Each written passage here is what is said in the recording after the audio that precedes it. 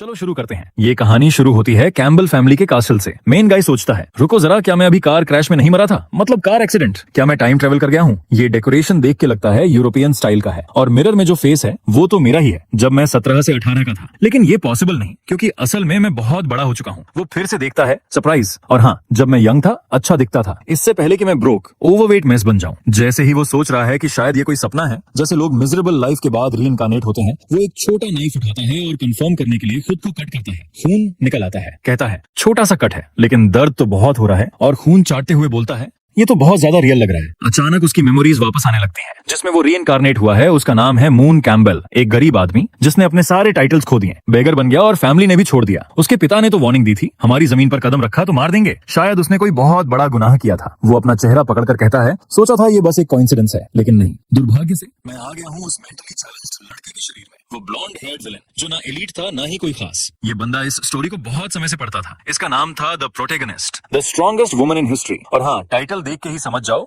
ये एकदम क्लीशे कहानी है। बस फर्क इतना है कि मेन कैरेक्टर एक लड़की है, फैमिली उसको छोड़ देती है, फिर वो दुनिया में निकल पड़ती है, स्किल्स डेवलप करती है, मॉन्स्टर्स मारती है और हीरो बन जाती है। गेम की शुरुआत में वो ब्लॉन्ड लड़का मून कैम्बल बस शुरुआती न्यूसेंस था। हेरोइन को गिराने के लिए लोगों को भेजता रहता था, लेकिन हेरोइन ने तो क्रेजी तरीके से लेवल अप कर लिया। आखिर में उसका सारा प्लान फेल हो गया। उसे मैंशन से बाहर फेंक दिया गया, एक्साइल कर दिया गया और वो बेगर बन गया। 20 चैप्टर बाद किसी को उसका नाम भी याद नहीं रहा। रीइंकार्नेशन अच्छा है, पर ऐसे कैरेक्टर में आना जो बस प्रोटेगनिस्ट के ग्रोथ के लिए स्टेपिंग स्टोन हो, ये तो बकवास है। तभी दरवाजे पर नॉक होती है। वो कहता है, आओ अंदर। और मेड कमरे में आकर पूछती है, क्या हुआ? वो कहता है, कुछ सीरियस नहीं। मेड बताती है कि कल के बैंक्वेट के कपड़े आ चुके हैं। वो कहता है, ठीक है, रख दो और जाओ। लेकिन उसी वक्त मेड को कुछ अजीब लगता है और पूछती है, आपको चोट लगी है? वो कहता है, बस एक्सीडेंट था, चिंता मत करो। और फिर 10 रुपए लगाओ गेस करने में कि अब वो क्या करेगी। हाँ, वो नीचे झुककर उसका खून साफ करने लगती है। ये मेड तो सीरियस मोटिवेटेड वर्कर है, सैलरी बढ़नी चाहिए इसकी। वो यहाँ तक कह देती है, प्लीज अपने आप को ऐसे हर्ट मत करो। बंदा इतना ब्लश करने लगता है कि सोचता है, ये मोमेंट मैं जिंदगी भर याद रखूंगा। फिर वो टॉप की तरह घूमकर कहती है, मैं निकल रही हूँ, अपना ध्यान रखना। जैसे ही दरवाजा बंद होता है, ये लड़का वहीं बैठा ब्लश कर रहा है, बड़बड़ा रहा है, ये दुनिया परफेक्ट है। चेहरा ढककर इधर उधर लौट रहा है, जैसे आसमान में उड़ रहा हो, क्योंकि ये होपलेस ओटाकू है। उधर मेड बाहर सोच रही है, अजीब है, इसने थैंक यू कहा। पहले तो ये पूरी तरह जर्क था। अब हमारा लड़का सोचता है, जो बंदा हैंडसम पैदा हुआ,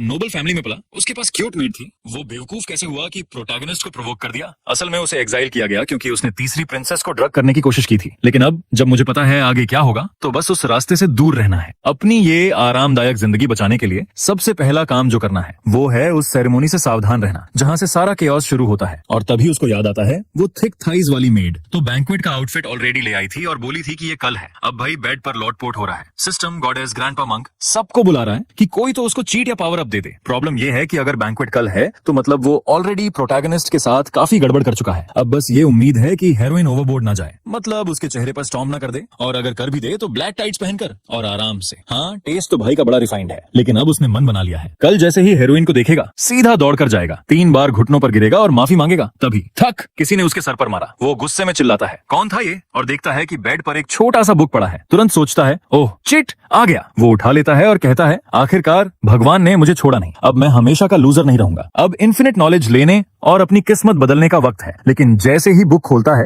अंदर कुछ भी नहीं लिखा। सोचने लगता है, क्या इसे एक्टिवेट करने के लिए कुछ खास चाहिए? वैसे स्टोरीज तो यूजुअली यूरोप में होती हैं। ये क्या सीन है? तभी वो बुक हमला कर देती है। उसके सर से खून निकल आता है और एक बूंद पन्ने पर गिरती है। डार्क ऑरा उठने लगता है और वो सोचता है, ये क्या हो रहा है? अचानक उसकी नजर धुंधली होने लगती है और पता चलता है उसके हाथ पांव बंधे हुए हैं, गर्दन भी, पूरा शरीर चोट से भरा हुआ है। धीरे धीरे आंखें खोलता है और सोचता है, मैं कहाँ हूँ? तभी एक क्रीपी लड़की आती है और कहती है, तुम काफी देर सोए रहे। वो कहता है, शरीर में बहुत दर्द है। लड़की बोलती है, लेसन सीखने में दर्द तो होना ही चाहिए। उसे पता नहीं कि वो लड़की अंदर से कितनी दुखी है। वो नहीं चाहती थी कि ये हाल हो, लेकिन उसका बिहेवियर क्रूल और सेल्फिश था। उसका मानना है कि उसे दूसरों को दर्द देना चाहिए, ना कि टॉलरेट करके सबको अपने खिलाफ करना चाहिए। बस उसी तरह वो सिर्फ उसी का बन सकता है। लेकिन हाल ही में उसका दिल बदलने लगा था और ये बात लड़की को मंजूर नहीं थी। वो सोचती है, चाहे जितना समय लगे, वो उसके दिल से ये लव निकाल देगी और फिर वो हमेशा साथ रहेंगे। और फिर बैम, एक के बाद एक स्टैब, और वो वापस अपने कमरे में जाग जाता है। लगता है हीरोइन को वो विलन के रूप में ज्यादा पसंद है, लेकिन अगर उसने ये रास्ता अपनाया तो उसकी जिंदगी पूरी तरह बर्बाद हो जाएगी। अगर उसने वो प्लान नहीं किया तो भी जिंदगी पहले से मैस है। तो अब भाई करे क्या? वो सोचने लगता है, क्या ये ड्रीम था पास्ट का,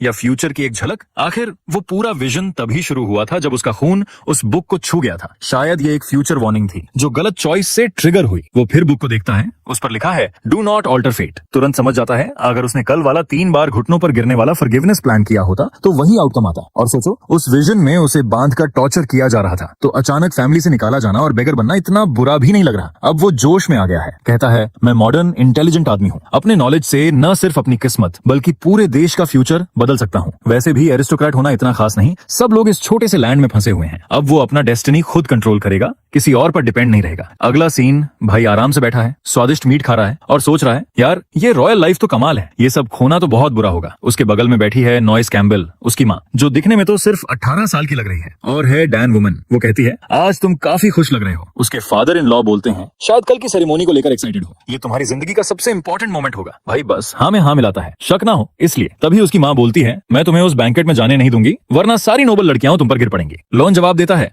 संभव ही नहीं है, उसके पास तो प्रिंसेस सेलिया है और जो भी लड़की कुछ ट्राई करेगी वो जेलस हो जाएगी। उसकी माँ क्यूट बनकर कहती है मुझे ये सेलिया लड़की पसंद नहीं, क्यूट भी नहीं थी और मेरे बेटे के लायक भी नहीं। अब हमारा लड़का बैठा सोच रहा है ये मेरे माता पिता मुझ पर इतना भरोसा क्यों करते हैं जबकि मैं पहले पूरा जर्क था, और ये सेलिया है कौन? और फिर उसे याद आता है अरे ये तो थर्ड प्रिंसेस है, वही जिसे उसने ड्रग करने की कोशिश की थी, यानी वही लड़की जो उसकी जिंदगी में तबाही लाएगी। स्टोरी में तो सबको वो पसंद थी, लेकिन यहाँ क्लासिक चंद्र टाइप, बाहर से कोल्ड अंदर से वार्म। मून अब थोड़ा सैड है क्योंकि पेरेंट्स तो असल में अच्छे लोग लग रहे हैं। असल वजह जिससे उसकी फैमिली बर्बाद होती है वो ये है कि लोग मान लेते हैं उसके पिता ने ही उसे प्रिंसेस को मारने का आदेश दिया था बिट्रेयल के तौर पर। तो अब उसको करना क्या है? खुद ब्लेम लेना और बाकी किसी को इसमें फंसने ना देना। प्रॉब्लम ये है कि सेरेमोनी तो कल ही है और इतना बड़ा चेंज करने का टाइम अब बचा नहीं। अजीब ये भी है कि इवेंट इतना करीब है फिर भी उसे उस ड्रग के बारे में कुछ पता नहीं जो इस्तेमाल होना है। क्या कोई उसको देगा या फिर एक्चुअल में क्या होने वाला है? तभी सोचते सोचते एक मेड आती है और वो गलती से उससे टकरा जाता है। वो अजीब तरीके से गिरती है और कहती है आपने मैडम की ब्लैक टी गिरा दी। वो पूछने जाता है कि ठीक हो ना, लेकिन मेड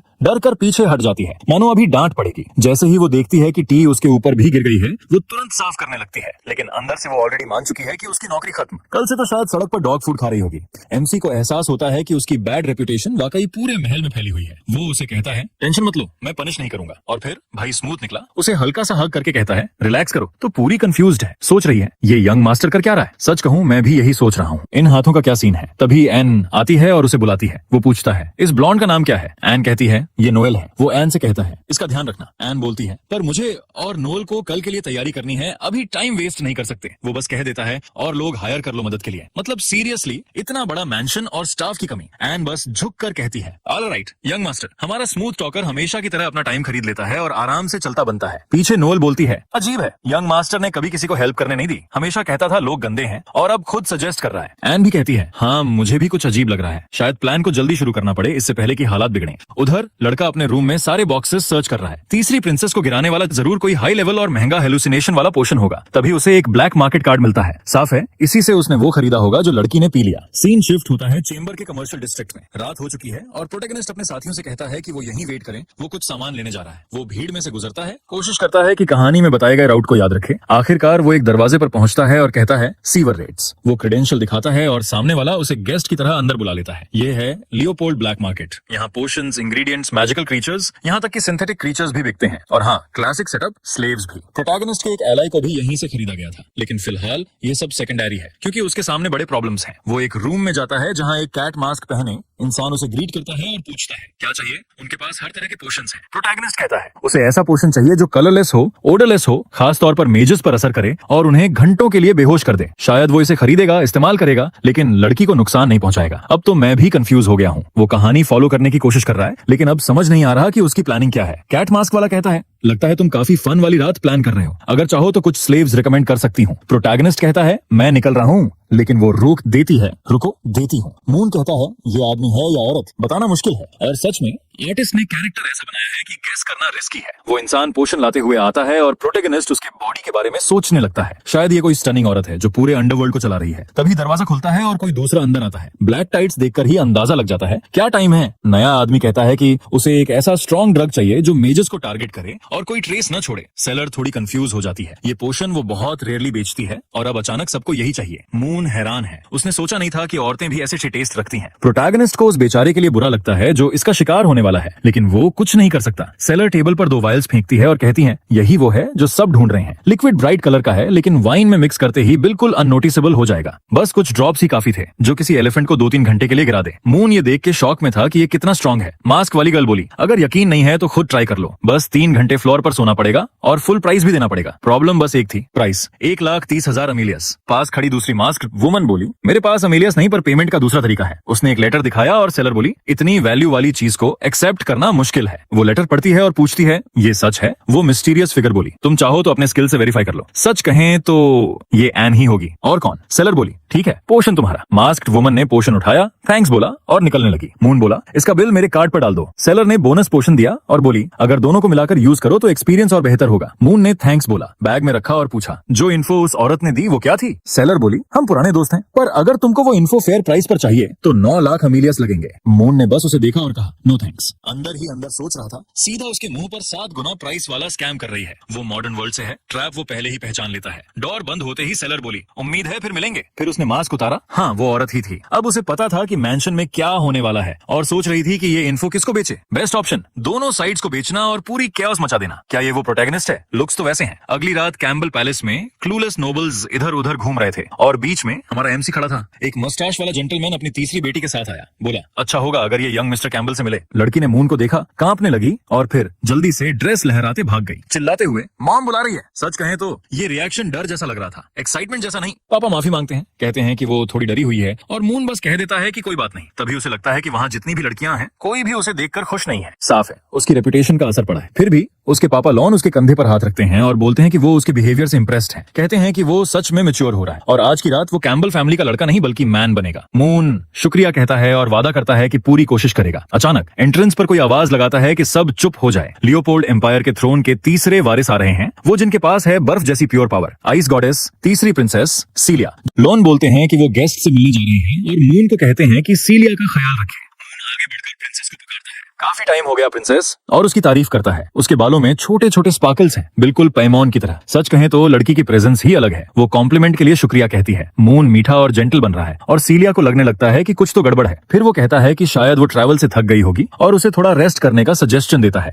जैसे ही वो आगे बढ़ती है, सारे नोबल्स उसे झुककर सलाम करते हैं और सीलिया सोचती है, आज ये बंदा इतना पोलाइट क्यों है। उसी वक्त कैम्बल कुछ लोगों की बातें सुनता है किसी इलेजिटिमेट बेटी के बारे में जिसने अपने हस्बैंड के साथ ड्यूल किया था। लोगों को वो लड़की पसंद नहीं है क्योंकि वो डिवोर्स्ड है और अब एयर बनना चाहती है। बाकी लोग उन्हें रोकते हैं कि ऐसी बातें मत करो, ये तो पागलपन है। और फिर आती है इस दुनिया की मेन कैरेक्टर, एरियल बुगार्ड, काले बाल, सिंपल लुक्स वाली। सच कहूं तो थोड़ी बेसिक है, लेकिन मेन कैरेक्टर्स अक्सर ऐसे ही होते हैं। वो नॉर्मल तरीके से मून को ग्रीट करती है। मून ऑकवर्ड होकर कह देता है कि वो अच्छा है और उसे वेलकम करता है। तभी एक बड़ा सा आदमी बीच में आकर पूछता है कि वो यंग मास्टर से ऐसे कैजुअली कैसे बात कर सकती है। मून उसे चुप करा देता है और कहता है कि कोई दिक्कत नहीं, एरियल जैसे चाहे वैसे बात कर सकती है। इतना पोलाइट तो वो पहले ही रह चुका है। एरियल थोड़ी शॉक में चली जाती है। वो सोचती है ये वही बंदा है जो मुझे इलेजिटिमेट बेटी समझकर इग्नोर करता था, अब अचानक मेरा नाम सही प्रोनाउंस कैसे कर रहा है। तभी कोई उसका हाथ पकड़कर मिसेस लिया बुलाता है। एरियल का फ्रेंड भी हैरान है क्योंकि कैम्बल उसका पूरा नाम जानता है, मिस लिया एंजल। वो उसका हाथ पकड़ने जाता है लेकिन आरियल तुरंत थप्पड़ मार के हटा देती है और बोलती है ये चालाकी वाला ड्रामा बंद करो। फिर वो उसे पकड़कर बोलती है, ध्यान से सुनो, मैं यहाँ तुम्हारे फादर की वजह से आई हूँ, तो कोई भी शेडी काम करने का सोचना भी मत। अगर तुमने मेरे या लिया के साथ कुछ ऑफल करने की कोशिश भी की तो यहाँ से जिंदा निकलना भूल जाओ। ये कहकर वो चली जाती है।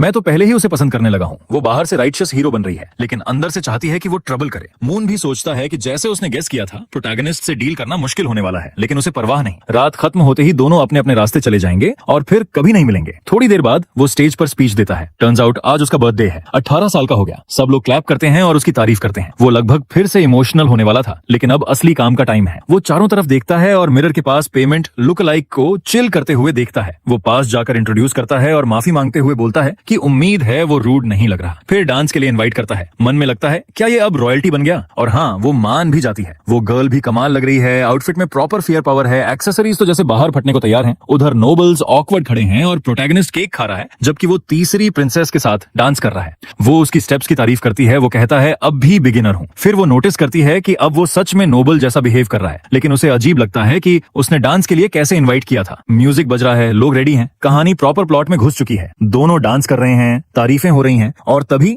वो पेमेंट के पीछे थोड़ा करीब आ जाता है। लगता है जैसे एडवेंचरर स्टाइल में बैकअप बुला रहा हो। तभी वो बोलती है कि उन्हें प्राइवेट में बात करनी चाहिए। वो ऑलरेडी जानती है कि ये मैरिज सिर्फ फैमिली पॉलिटिक्स के कारण है। वो रिप्लाई करता है कि अगर वो इसे कैंसिल करना चाहती है तो दोनों मिलकर कर सकते हैं। वो थोड़ा पीछे हटकर बोलती है इस पर बाद में बात करेंगे, और फिर पूछती है क्यों ना अभी तुम्हारे रूम चलते हैं। और भाई ये सुनकर वो तो शॉक में रह जाता है, लेकिन अब देर हो चुकी थी। वो उसे खींच के ले जा रही थी। साइड में दो शरारती मेड्स खड़ी सब देख रही थीं। वो आपस में फुसफुसा रही थीं कि वो लड़की उस मेंटली चैलेंज्ड मास्टर के साथ चली गई। तुम समझ रहे हो ना कौन सा वर्ड उनके दिमाग में चल रहा है। वो कहती हैं कि हमें जल्दी एक्ट करना होगा क्योंकि अब ये लायन हार्ट टेरिटरी है। रूम में वापस आकर वो उसे ड्रिंक ऑफर करता है। वो मना कर देती है, कहती है कि एक बूंद भी नहीं पी सकती। अब मून की टेंशन बढ़ जाती है क्योंकि उसे पता ही नहीं कि ओरिजिनल प्रोटैगनिस्ट ने इस लड़की को कैसे पटाया था। उसके ऊपर उसे ये पोशन भी देना है, लेकिन जब वो कुछ पी ही नहीं रही तो ये कैसे होगा, इसका आइडिया नहीं है। वो पूछता है तुम्हें क्या पीना पसंद है। वो कहती है कॉफी, फिर तुरंत बदलकर कहती है कि ब्लैक टी भी चलेगी। असल में वहाँ सिर्फ ब्लैक टी और वाइन ही अवेलेबल थी। वो थोड़ा कंफ्यूज्ड होती है, लेकिन वो बोल देता है मैं ले आता हूँ। इधर वो बैठी सोच रही है ये टी बनाने में इतना एक्साइटेड क्यों है। असल में पीछे वो पोशन मिला रहा है। मुझे लगा ये स्लीपिंग पोशन होगा, लेकिन अचानक वो बोल देता है कि ये वाला एक ड्रॉप किसी को लव में डाल देता है। इसके साथ एक और वाइल भी थी जिसे वो इस्तेमाल नहीं करता क्योंकि इफेक्ट का भरोसा नहीं। तभी वो उसे बुलाती है। वो घबरा कर बोलता है बस रेडी है, लेकिन जल्दी में घूमते घूमते कुछ पोशन गिर जाता है और दूसरे वाइल पर भी। वो असल में अफ्रोडीजियक था। वो राहत की सांस लेता है कि दोनों पोशंस कोई मैजिकल ट्रेस नहीं छोड़ते। फिर नीचे देखता है तो पता चलता है कि अच्छा खासा पोशन फ्लोर पर गिर गया है। उसका प्लान था थोड़ा बेचकर पैसे बनाने का, लेकिन अब गया काम से। टी लेकर वापस आता है और कोई विंडो से झांक रहा है। पेमॉन, वो तीसरी प्रिंसेस, कहती है कि कैम्बल फैमिली की ब्लैक टी तो अजीब रेड और शाइनी लग रही है। वो समझाता है कि ये ईस्ट का रेयर हर्ब है, बहुत ही स्पेशल। वो हाँ में हाँ मिलाती है और बोलती है पहले तुम पी लो। मून कहता है क्या पेमॉन, मुझ पर ट्रस्ट नहीं है। लेकिन वो जवाब देती है जो सर्व करते हैं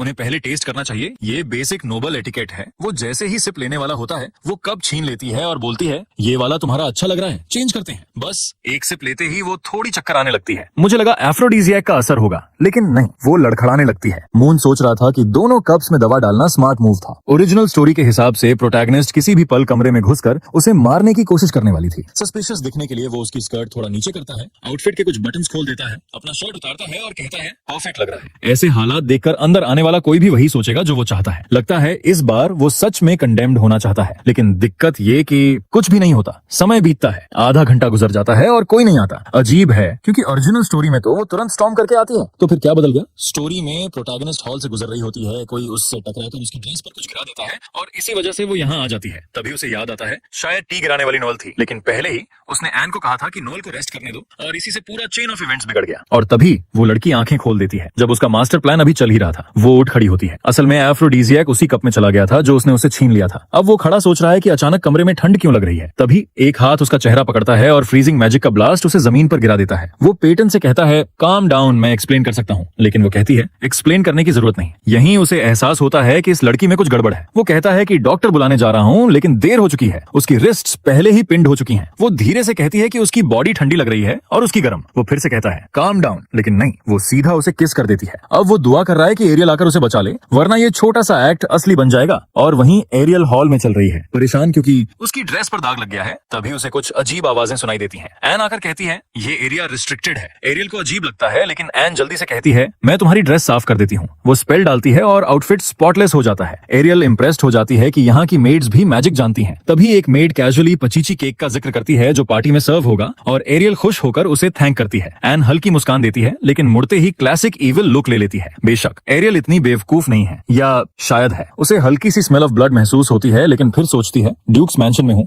मुझे इसमें पढ़ना नहीं है। वैसे भी उसे पूरा भरोसा है कि पाइमोन अकेले ही उस स्पॉइल्ड ब्रैट को संभाल लेगी। केक से बढ़कर कुछ नहीं, तो उसे कोई टेंशन नहीं है। पास में वही शेडी मेड्स बातें कर रही हैं कि क्या एरियल टारगेट थी। ग्रे हेयर वाली कहती है नहीं, उसे एक बंदा जिसका नाम नंबर 9 था उसने निशाना बनाया था, लेकिन वो उसे मारने में कामयाब हो गई, जबकि वो हायर रैंक का था। डरकर हेयर वाली मेड कहती है जल्दी करो, अगर कैम्बल्स आ गया तो मिशन फेल हो जाएगा। लेकिन उसकी पार्टनर कहती है टेंशन मत लो, मैंने पहले ही चेक कर लिया है, एक्शन तो फुल स्विंग में है। उधर हमारा लड़का हालत से बुरी तरह टूटा पड़ा है, स्क्रैचेस, एग्जॉस्शन। ये क्या हो गया? रुको, कुछ हुआ ही नहीं, बस खुद को बचाने के लिए स्ट्रगल कर रहा था। तभी पैमन उठती है, तलवार उसके चेहरे पर रख देती है और फाइनल वर्ड्स मांगती है। वो उसे काल्म करने की कोशिश करता है, लेकिन वो बोलती है कि तू सीधे आफ्टर लाइफ में जाएगा बिना कुछ कहे। अब वो पैनिक में आ जाता है, ये भी श्योर नहीं कि फिर से रीइंकार्नेट होगा या नहीं।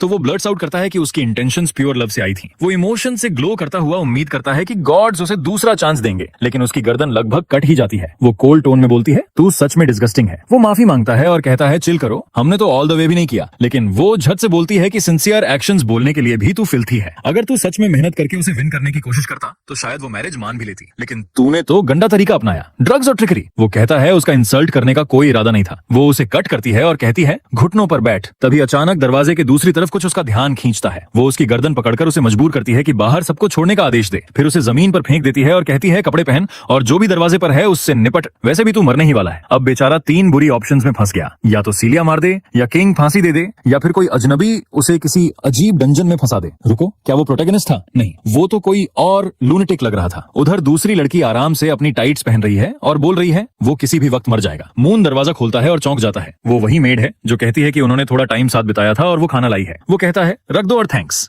वो सोचता है कि उसने इस लड़की को पहले कभी नहीं देखा, तो फिर ये है कौन? वो बताती है कि उसे बैंक्वेट में मदद करने के लिए हायर किया गया है, जो उसे अजीब लगता है क्योंकि कोई नई मेड या स्टाफ लाने की इजाजत नहीं थी। वो भी मानती है और अचानक आगे कूदकर उसे गिरा देती है। उसी पल उसे एहसास होता है कि उसका असली टारगेट पैमन है। वो दो नाइव्स लेकर छलांग लगाती है, लेकिन अचानक बूम, एक एक्सप्लोजन होता है और जब वो देखता है तो आइस क्वीन ने किसी तरह खुद को बचा लिया है। पैमोन गुस्से में पूछती है क्या मेरे बेवकूफ भाई ने ये असैसिन भेजा है? मेड कहती है कि डिटेल्स कॉन्फिडेंशियल हैं। दूसरे कमरे में गोल्डन ऑर्ब्स तैर रहे हैं और फुसफुसा रहे हैं कि आज रात प्रिंसेस को कैम्बल एस्टेट में मार दिया जाएगा और किसी का चैप्टर खत्म हो जाएगा। एक सफेद बालों वाली लड़की भी नजर आती है जो क्लियरली जानती है कि क्या हो रहा है। एक्सप्लोजन के बाद मेड पीछे हटती है और मानती है कि पैमोन का मैजिक उसकी उम्मीद से कहीं ज्यादा डेंस है, लेकिन उसका एक्सप्रेशन बदल जाता है जब वो इनकैंटेशन सुनती है। पैमोन अब आइस स्पीयर लेकर उस पर वार करने वाली है, लगभग उसकी खोपड़ी भेद देती है। जब दोनों जबरदस्त क्लैश कर रहे होते हैं, हमारा बंदा सोचता है जब गॉड्स लड़ते हैं तो मॉर्टल सफर करते हैं। वो दरवाजा खोलने की कोशिश करता है लेकिन वो सील हो चुका है। वो किसी चीज के पीछे छिप जाता है और सोचता है कि ये डैम मेड ने कोई बैरियर स्पेल डाल दी है ताकि कोई अंदर ना आ सके। फिर उसे याद आता है कि कल ही बाहर से स्टाफ बुलाने का प्लान बदला गया था। ये तभी पॉसिबल है अगर किसी ने पहले से इन्फो लीक की हो। एक बार उससे टकराने ही वाला था और अब वो बस यही दुआ करता है कि पैमोन जीत जाए, लेकिन उसे देखकर जख्मी होने के बावजूद स्पीयर पकड़े हुए वो सोचता है कि शायद ये अच्छा आइडिया नहीं होगा क्योंकि हो सकता है वो उसे भी मार दे। वो सोचता है कि अगर वो यहीं मर जाए तो शायद बुरा नहीं होगा, कोई कभी नहीं जानेगा। मेड कहती है कि पैमोन सच में जीनियस है और पैमोन जवाब देती है कि उसे क्लियरली महसूस हो रहा है कोई ग्रेविटेशनल मैजिक से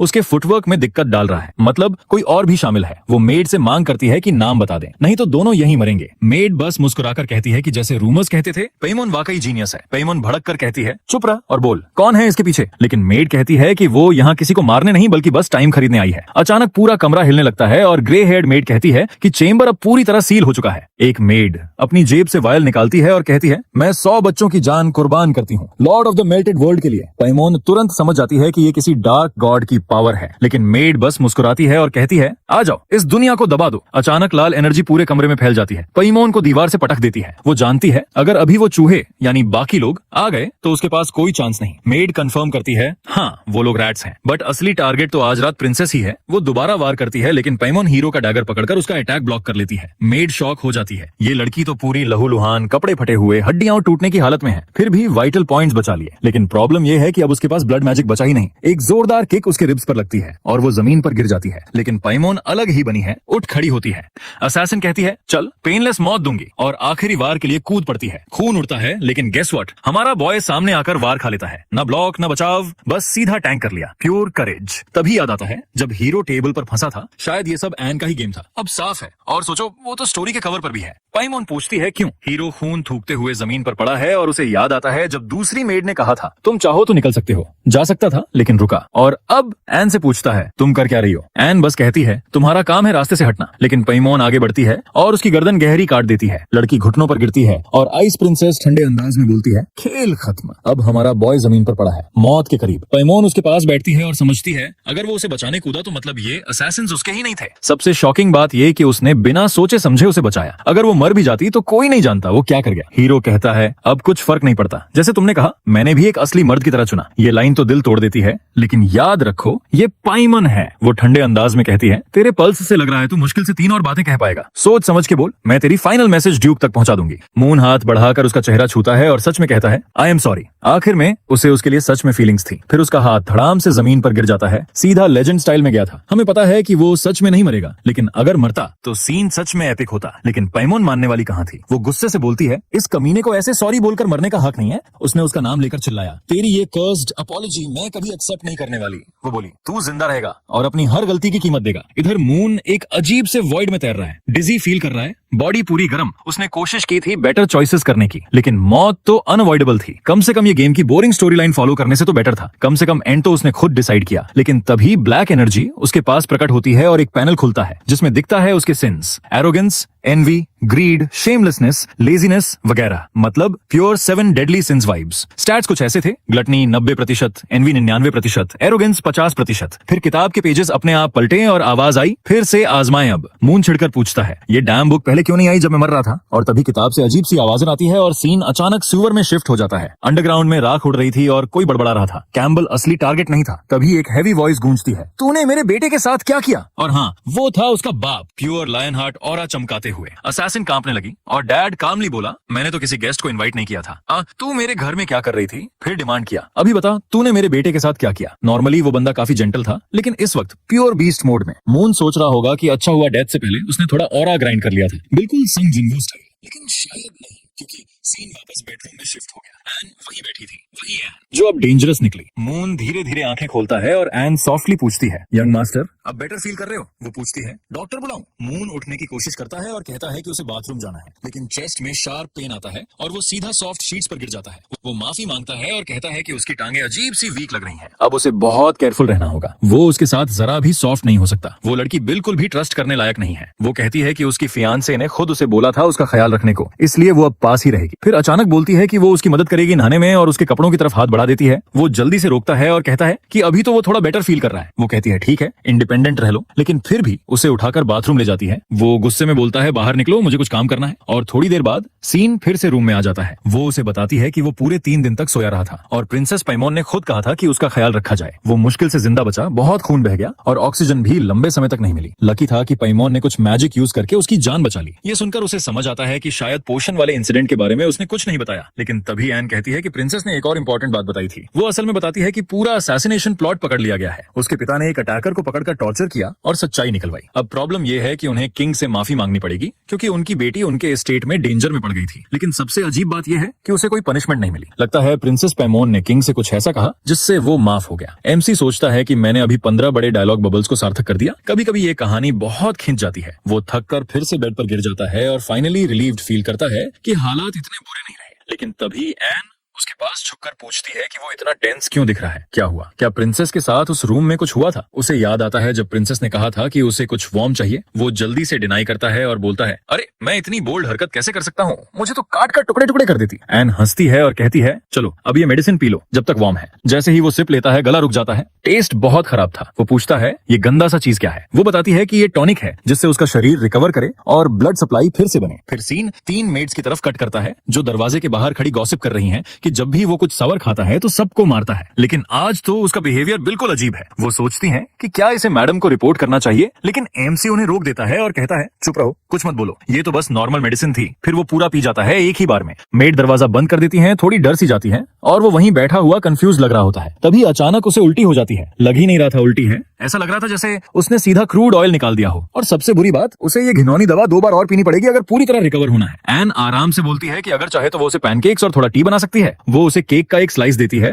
और वो शुक्रिया बोलते हुए कहता है कि तुम तो बहुत ही अच्छी हो। यहाँ तक कह देता है कि तुम्हें तो रेज मिलना चाहिए। एन हल्की सी अपनी स्कर्ट उठाकर कॉम्प्लीमेंट स्वीकार करती है और कहती है कि अब उसे बाकी काम पूरे करने हैं। जाते जाते वो कहती है कि नाइट स्टैंड चेक कर लेना, वहाँ एक लेटर रखा है। वो अचानक उसे रोकता है और पूछता है, रुको, तुमने पहले बोला था कि मैंने ये खट्टी दवा 4 बार पी ली है, पर ऐसा कैसे?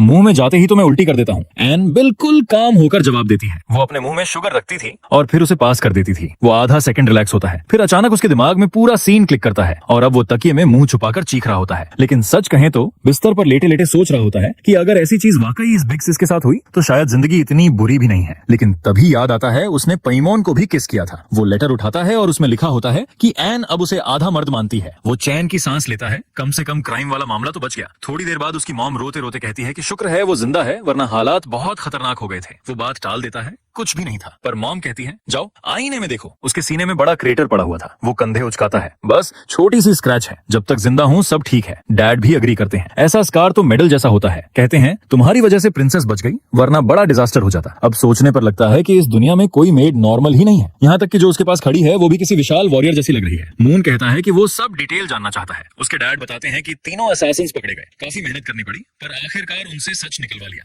निकला कि वो ट्रेन्ड डेथ वॉरियर्स या प्रोफेशनल किलर्स नहीं थे। थे, वो किसी के फॉलोअर्स थे, विदरिंग किंग के। मून हैरान हो जाता है, उसे तो ये नाम ओरिजिनल स्टोरी में कभी नहीं मिला था। डैड समझाते हैं कि वो एक एंशिएंट डार्क गॉड है जिसने बेहिसाब हॉरर्स किए हैं और अगर कीमत सही मिले तो उसके फॉलोअर्स कोई भी काम कर देंगे, इवन अपने पेरेंट्स की हत्या। पिता अपने बेटे से कहते हैं कि टेंशन मत लो, मैंने पहले ही ऑर्डर दे दिया है उन लोगों को पूरी तरह मिटाने का। ये सुनकर हमारा प्रोटैगनिस्ट शॉक में चला जाता है। उसकी माँ रिमाइंड कराती है कि उसके पिता ने ये पोजीशन अपनी मिलिट्री मेरिट से कमाई थी। हमारा लड़का बोल्ड अंदाज में कह देता है, मुझे गर्व है कि मैं आपका बेटा हूँ, आपने डिजर्व किया है। लेकिन असली सवाल ये है कि क्या पता चला इसके पीछे असली मास्टरमाइंड कौन है। पिता बताते हैं कि नहीं, जितने भी हंटर्स पकड़े गए थे सब किसी अजीब कर्स के कंट्रोल में थे। जैसे ही उन्होंने उस शख्स का नाम बोलने की कोशिश की, वो आग में जलकर खत्म हो गए। ब्लैक मार्केट पूरी तरह तबाह कर दिया गया, लेकिन कोई सॉलिड सबूत नहीं मिला। मून सोचता है कि इंटरेस्टिंग है, किताब में भी उसके पिता ने ब्लैक मार्केट खत्म किया था, लेकिन स्टोरी में तो उसके फेवरेट को मार दिया गया था। फेवरेट किसके लिए? गुस्से में उसके पिता ने रॉयल नाइट्स भेज दिए थे और पूरा शहर जला डाला गया था। 3 महीने तक मैसेकर चलता रहा, यहाँ तक कि नालियां भी खून से भर गई थीं। कम से कम इस बार सब जल्दी खत्म हुआ। स्टोरी के हिसाब से ये एरियल के लिए बहुत बड़ा मोमेंट था, एक तरह का ग्रोथ आर्क, जहां उसने ढेर सारे दुश्मनों को हराया और उसकी ऑरा इवॉल्व हो गई। Classic protagonist moment. लेकिन अब वो डेवलपमेंट होने से रह गया और ये सब सिर्फ इसलिए बदला क्योंकि उसने मेड को 2 दिन की छुट्टी दे दी थी। रात को घर वाले उसे रेस्ट करने को कहते हैं, लेकिन उसे पता है कि उसके पास आराम का टाइम नहीं है क्योंकि स्टोरी पूरी तरह ऑफ ट्रैक जा रही है। सबसे बुरा यह है कि जितना ज्यादा सब बदलता है उतना ही कम वो ओरिजिनल बुक पर भरोसा कर सकता है। इसलिए उसने एक कॉम्प्लेक्स प्लान बनाया, जिंदा रहना, उस भयानक एंड से बचना जहां उसे टेबल पर बांधकर टॉर्चर किया जाता है, स्ट्रॉन्गर बनना और सबसे जरूरी बुक पर भरोसा करना बंद करना। वो सोचता है लेकिन मानता है कि ये इतना आसान नहीं होगा, उसे और ज्यादा कॉशियस रहना होगा। सच तो ये है कि उसे अभी तक क्लियर नहीं है कि विजन में जो शख्स था वो कौन था। एरियल भी नहीं थी, सेलिया भी नहीं, तो फिर आखिर था कौन? वो बेड पर गिरकर सोचता है, ज्यादा ओवर थिंकिंग करने का कोई फायदा नहीं। अभी के लिए प्रायोरिटी सिर्फ स्ट्रॉन्गर बनना है। ड्यूक का बेटा है, रिसोर्सेज की कमी तो नहीं है, पर दिक्कत ये है कि सब बहुत कन्वेंशनल है। और तो और इस बॉडी के ओरिजिनल ओनर ने पूरे 1 साल प्रेस्टिजियस एकेडमी में बिताया और बदले में बस एक बेकार सी लाइट स्पेल सीखी। फिर भी वो पावरफुल आदमी का बेटा है, कुछ तो टैलेंट होगा ही, है ना? इतना कमजोर तो हो ही नहीं सकता। लेकिन उसे पता है कि चाहे कुछ भी कर ले, वो प्रोटैगनिस्ट की क्रू के लेवल तक नहीं पहुंच पाएगा। इस दुनिया में उसे गॉड्स के चोजन में से एक माना जाता है, जहां कोई भी नॉर्मल इंसान उसकी बराबरी नहीं कर सकता। पेम इसका परफेक्ट एग्जांपल है। उसे एक कोल्ड गॉडेस से डिवाइन अथॉरिटी मिली थी और तब से वो लगातार ग्रो करती जा रही है। ऐसी डिवाइन पावर सिर्फ मेहनत से नहीं हराई जा सकती। फिर आती है एरियल, जिसे इंसेनली ब्यूटीफुल एलिमेंटल स्पिरिट्स का आशीर्वाद मिला। वो भी सिर्फ एक नहीं बल्कि 10 से ज्यादा। सच कहें तो जिंदगी काफी मिजरेबल लगती है और सबसे ज्यादा मिजरेबल तो उसकी हालत है। चाहे जितनी भी ट्रेनिंग कर ले, एरियल जैसी को सरपास करना नामुमकिन है। लेकिन इसका ये मतलब नहीं कि वो चुपचाप बैठ जाएगा। कम से कम इतना स्ट्रांग तो होना ही पड़ेगा कि अगर एरियल उस पर हमला करे तो वो खुद को डिफेंड कर पाए। अच्छी बात यह है कि शायद अब उसके अंदर नए टैलेंट्स अनलॉक होने वाले हैं। वो अपनी उंगलियां स्नैप करता है और ब्लैक बुक सामने आ जाता है, लेकिन सीधा उसकी क्रॉच पर लग जाता है। वो गुस्से में चिल्लाता है कि ये बेवकूफ हर बार आकर उसे क्यों मारता है। तभी अचानक एक अजीब सी सीटी जैसी आवाज आती है और बुक खुद खुलकर पेजेस पलटने लगती है। अब वो पिछले कुछ दिनों की सारी बातें डिटेल में लिखकर दिखाने लगता है। वो इरिटेट हो जाता है क्योंकि लिखा ऐसा है जैसे वो कोई शेडी क्रीप हो जो उस बेचारी लड़की के साथ कुछ ऑफल करना चाहता है। तभी उसे एक अजीब चीज दिखती है। टेक्स्ट में एक वर्ड असैसिन लाल चमकने लगता है। अचानक उसके चारों ओर अजीब एनर्जी फैल जाती है। वो चिल्लाता है कि बुक को कम से कम अगली बार वार्निंग देनी चाहिए और अगले ही पल वो खुद को एक नए कमरे में पाता है। आसपास देखता है तो समझता है कि ये वही डंजन नहीं है, शायद बुक के अंदर की कोई दूसरी जगह है। लेकिन इससे पहले कि कुछ समझ पाए, पीछे से कोई आ जाता है। वो पलट कर देखता है, फिर वही लड़की, वही जिसने पहले उसकी गर्दन पर वार किया था। और बूम, रिएक्ट करने का टाइम ही नहीं मिलता, सब ब्लैकआउट। जब होश आता है तो फिर से बिस्तर पर पड़ा होता है। बेचारे को तो 1 सेकंड का भी मौका नहीं मिला, सीधा 1 हिट में गिर गया। फिर से बुक स्टर करती है। वो देखता है कि उसकी डैगर कॉम्बैट स्किल अब 1% पर है और शैडो स्टेप 0.5% पर। आखिरकार उसे अपनी एक्चुअल कॉम्बैट एबिलिटीज का पता चल गया है। वो एक्साइटेड होकर बोलता है कि उसकी ये हैक एबिलिटी सच में बहुत ओवरपावर्ड होने वाली है। उस रात बिस्तर पर लेटा हुआ वो बड़बड़ाता है कि कैसे मुश्किल से वो जिंदा बच पाया।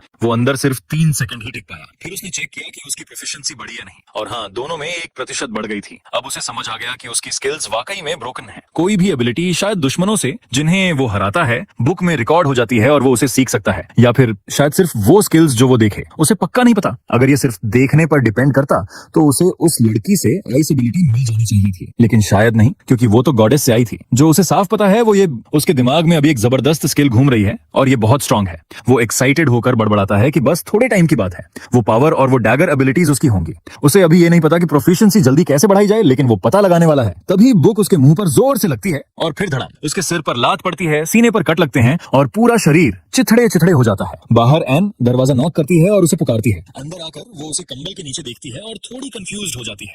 ये देख के वो हंसती है और कहती है मजेदार है, वो अभी भी वैसे ही सोता है जैसे बचपन में। कितना क्यूट लड़का है। फिर वो एक हीट प्रिजर्विंग स्पेल इस्तेमाल करती है और कहती है कि अभी जगाएगी नहीं। लेकिन सच कहूं तो ऐसा लगता है जैसे वो सीक्रेटली किसी डीमन में बदल जाएगी, क्योंकि इतना प्यारा स्माइल जेन्युइन हो ही नहीं सकता। जैसे ही एन दरवाजा बंद करती है, वो कंबल के नीचे से निकलता है और गुस्से में बड़बड़ाता है कि उस कर्स बुक ने सीधा उसकी ग्रोइन पे मार दिया, या शायद उसे सिर्फ चीप ट्रिक्स लग रही हो। जो भी हो, उसने ठान लिया है कि वो फिर से उस ड्रीम में कूदेगा जब तक उसे हरा न दे। सूरज निकलता है और तब तक वो एक 185 बार कोशिश कर चुका था। ये तो नेक्स्ट लेवल मेंटल टफनेस है। हर बार मर जाता है, लेकिन अब वो 30 सेकंड तक टिक रहा है।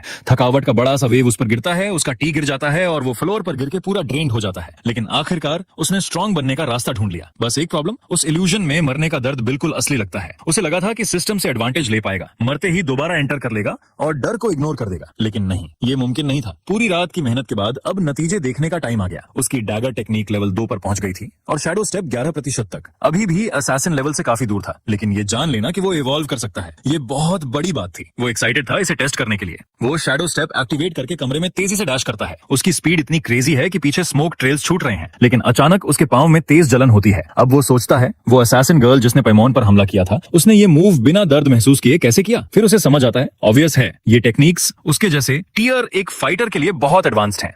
एकेडमी में उसने सीखा था कि ऐसी टेक्निक संभालने के लिए पूरे शरीर में की सर्कुलेट करनी पड़ती है, जिससे बॉडी स्ट्रांग रहे और रिकॉइल कम हो। लेकिन ये तो सिर्फ लेवल 2 वॉरियर्स ही कर सकते हैं। तो फिलहाल उसका प्लान है किसी प्रॉपर टीचर को ढूंढना। अच्छा हो तो हॉट वाली टीचर मिले तो मजा आ जाए। वो पहले से ही डे ड्रीम कर रहा है सेंट मरिया के बारे में। प्रॉब्लम बस ये है कि उसे बहुत सारे पावरफुल मेजर्स तो पता है, लेकिन स्ट्रांग वॉरियर्स गिनती के ही मिलते हैं। इस दुनिया में मैजिक इतनी ओवरपावर्ड है कि मार्शल आर्ट्स ऑलमोस्ट यूजलेस लगती है। पंच मारो, किक करो, सामने वाला सीधा फायरबॉल मुंह पर दे मारेगा, तभी उसके दिमाग में लाइटनिंग जैसा क्लिक होता है। एक वॉरियर है, शायद नहीं, डेफिनेटली सबसे पावरफुल, और वो है उसका डैड। कैसे भूल गया कि उसके घर में ही फाइनल बॉस बैठा है। पिछले 100 सालों में किसी वॉरियर ने दुनिया पर इतना असर नहीं डाला जितना उसके पिता ने।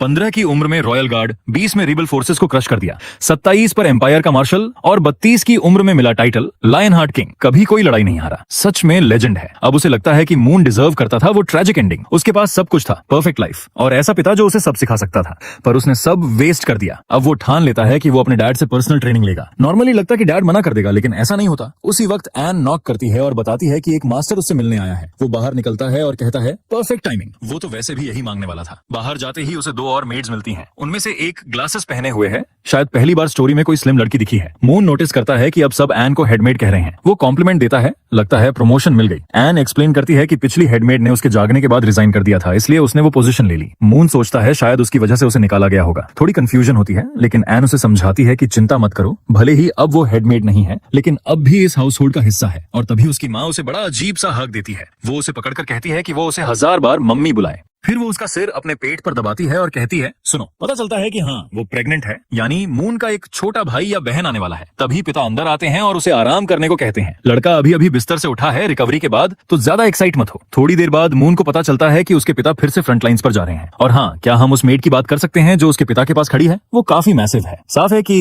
ड्यूक खुद इन औरतों को हायर करता है और उसका टेस्ट भी साफ नजर आता है, काफी रिफाइंड। वो कहते हैं कि आज दोपहर को वो फ्रंट लौट रहे हैं और कम से कम 1 महीने के लिए चले जाएंगे। इस दौरान मून को कैपिटल में रहना होगा। वो मिस फे से कहता है कि सबका ध्यान रखना, लेकिन मून मना करता है। कहता है कि एम्पायर में और भी जनरल्स हैं और वैसे भी वो एक ड्यूक हैं। पर उसके पिता बताते हैं कि लगभग 10 साल की खामोशी के बाद हालात अचानक गंभीर हो गए हैं। बॉर्डर के पास अबिसल डीमंस के संकेत मिले हैं, लेकिन मून जानता है कि ये सिर्फ ध्यान भटकाने का तरीका है ताकि ह्यूमन फोर्सेस बंट जाए। असली इन्वेजन तो 3 साल बाद होता है, जब एरियल सेवियर बनकर उठेगा। मसला ये है कि भले ही उसके पिता ने 1 महीने कहा, लेकिन असल में वो शायद 3 साल तक लौट कर नहीं आएंगे। इसका मतलब मून की प्लान है उनसे सोर्ड्समैनशिप सीखने की पूरी तरह से बर्बाद हो गई। तभी ग्रिफिन और कैरेज आते हैं और उसके पिता विदा लेते हैं। वो अपनी पत्नी से कहते हैं कि मत रो, वो जल्द लौटेंगे। फिर मून को पास बुलाते हैं और कहते हैं कि वो इम्प्रेस्ड थे जब उसने इम्प्रेस की रक्षा करने के लिए अपनी जान दांव पर लगा दी। वो थी एक सच्चे नाइट की हिम्मत, कैम्बल खून की पहचान। फिर उसे उनके परिवार के सिंबल की याद दिलाते हैं। तलवार ताकत का प्रतीक है और वो एम्पायर की ब्लेड है। ड्रैगन दुश्मन को दर्शाता है जिसे हराना ही उनका धर्म है, यानी उनका परिवार पूरे रेल्म का हथियार है। किसी न किसी मोड़ पर हर आदमी को बैटल फील्ड पर कदम रखना ही होगा, चाहे मून उस राह पर चले या नहीं, इससे फर्क नहीं पड़ता। महत्वपूर्ण ये है कि वो अब एक असली आदमी बन चुका है और इसी वजह से उसके पिता वादा करते हैं कि वो हर रिसोर्स जो उनके पास बचपन में नहीं थी मून के लिए लगाएंगे ताकि वो और भी ताकतवर बन सके। मून चुपचाप खड़ा रहता है। तभी उसके पिता कहते हैं अब एक गंभीर बात करनी है। वो जानना चाहते हैं कि मून असल में एन के बारे में क्या सोचता है। अचानक पकड़े जाने पर मून कहता है वो अच्छी है, पर क्यों पूछ रहे हैं। उसके पिता बताते हैं कि उन्होंने उस लड़की को बचपन से बड़ा होते देखा है। वो बताता है कि एन किसी अच्छी फैमिली से आती है, स्मार्ट है और सबसे जरूरी बात वो मून को सिर्फ मास्टर की नजर से नहीं देखती। अगर मून उसे खोना नहीं चाहता तो जल्दी कुछ करना पड़ेगा। मून एकदम कंफ्यूज खड़ा रह जाता है। ये पापा आखिर बोल क्या रहे हैं। ड्यूक फिर साफ साफ बोल देता है फैमिली को और एयर्स चाहिए। उसकी वाइफ अभी सेकंड चाइल्ड को लेकर प्रेग्नेंट है और वो फिर से फ्रंट लाइंस पर जा रहा है तो आगे टाइम नहीं मिलेगा। मून घबराते हुए बोलता है कि टेक्निकली उसकी एंगेजमेंट तो पहले से तय है, लेकिन उसके फादर इसे हल्के में लेते हैं। कहते हैं वो तो बस राजनीति है, अगर शादी भी हो गई तो वो मुख्य पत्नी होगी और एन दूसरी पत्नी। फिर उसका चेहरा गंभीर हो जाता है और वो अंतिम फैसला सुना देता है। 3 साल बाद जब वो लौटेगा तब तक मून का बच्चा होना चाहिए, बस यही प्लान है। अब सोचो कैसा रूथलेस डैड है जो एन को उसके सामने ऐसे फेंक देता है।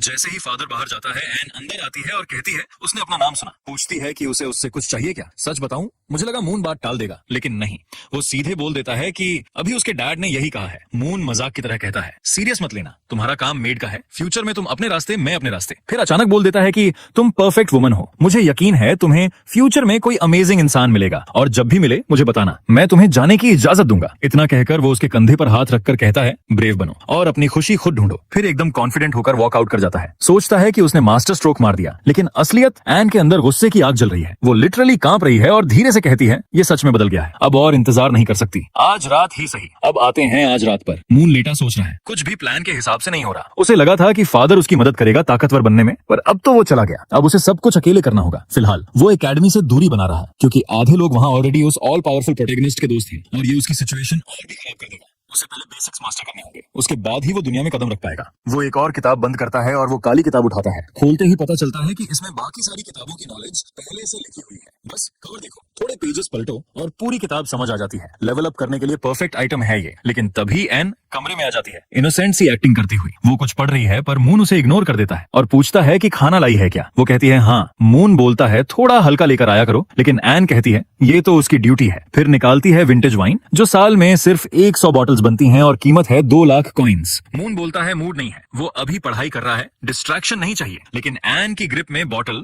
लिटरली क्रैक हो रही है। वो पूछती है तो फिर क्या पीना चाहोगे। मून कैजुअली बोल देता है कॉफी, ताकि जागा रह सकूं और फोकस कर पाऊं। एन कहती है कॉफी नहीं है, बस वाइन या ब्लैक टी। मून रुक जाता है, कुछ अजीब लग रहा है, जैसे ये पहले भी हुआ हो। एन कप पकड़ाकर माफी मांगती है कि कॉफी बीन्स तो चूहों ने खा लिए, कल फ्रेश ले आएगी। मून बिना देखे ही कप से पी लेता है और तुरंत शॉक लगता है। कप गिरता है, उसकी विजन ब्लर हो जाती है और वो गिरने लगता है। कंफ्यूज्ड होकर पूछता है तुमने धोखा क्यों दिया। लेकिन एन उसे पकड़ लेती है और कहती है मैं कभी तुम्हें बिट्रे नहीं कर सकती, आराम से सो जाओ, मेरा दिल टूट गया है। मैं तुमसे इतना प्यार करती हूँ तो तुम ऐसा कैसे बोल सकते हो। वो आगे कहती है तुम बहुत बदल गए हो, अब तुम्हें मेरे प्यार से प्यूरिफाई होना होगा, हम दोनों हमेशा साथ रहेंगे दुनिया खत्म होने तक। मून आंखें खोलता है और शौक में है। वो बंधा हुआ है, हाथ पांव बंधे हुए और सामने प्रोफेसी वाली लड़की खड़ी है। ये प्रोफेसी तो सच में कर्ज लगती है। लड़की यूनिफॉर्म उतारना शुरू कर देती है और कहती है वो ब्लैक मार्केट वाला आदमी कभी फेल नहीं होता। मून घबराकर पूछता है तुम कर क्या रही हो, लेकिन वो तुरंत जवाब देती है तुम अच्छे से जानते हो मैं क्या कर रही हूँ। फिर बताती है 10 साल पहले जब तुम सिर्फ 8 साल के थे, मैं तुम्हारे साथ खड़ी थी। उसी दिन से मेरा अस्तित्व सिर्फ तुम्हारे लिए है और अब मुझे तुम्हें सही रास्ते पर लाना है। मून डरते हुए कहता है कि उसे कुछ समझ नहीं आ रहा, प्लीज उसे छोड़ दो। लेकिन वो बस उसके होंठों पर फिंगर रखकर कहती है कुछ मत बोलो, मैं सब संभाल लूंगी। आज रात को सर से पैर तक, अंदर से लेकर बाहर तक, उसका शरीर, उसकी सोल, उसका हर सेंट, हर बाल, हर एक बूंद खून, सब कुछ अब सिर्फ उसी का होगा। और मून इसमें कुछ भी नहीं कर पाया। अगर कोई कुछ कर सकता है वो सिर्फ व्यूअर्स हैं जो वीडियो को सब्सक्राइब और लाइक कर दें ताकि मैं और भी ऐसी वीडियोस ला सकूं। देखने के लिए शुक्रिया। मिलते हैं नेक्स्ट पार्ट में, तब तक के लिए गुड बाय।